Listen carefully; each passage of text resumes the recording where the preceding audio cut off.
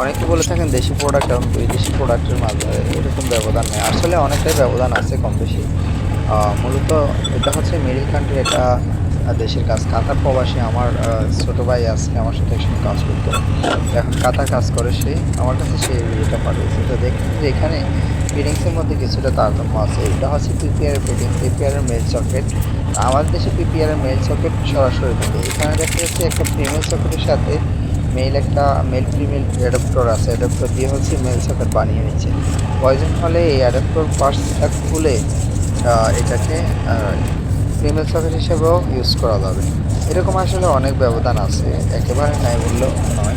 বাকি পাইপ রেসগুলো আমাদের দেশের মতো কাজের ধরন, কোয়ান্টিটি, ফিটিংসের কিছুটা বেশ কম আছে। মেল সকেটের যে শেপ রেস দেওয়ার জন্য এগুলো কিন্তু আমাদের দেশে এত অসুন্দর এবং সুন্দরভাবে করা নেই।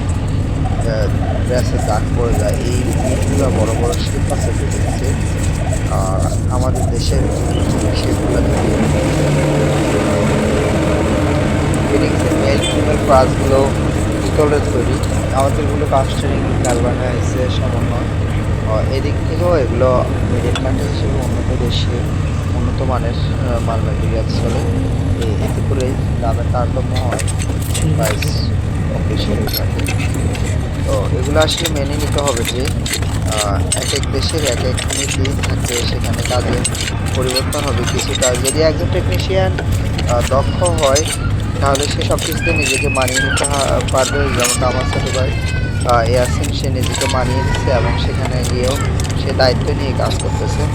তো আপনার মতামত জানিয়ে যাবেন।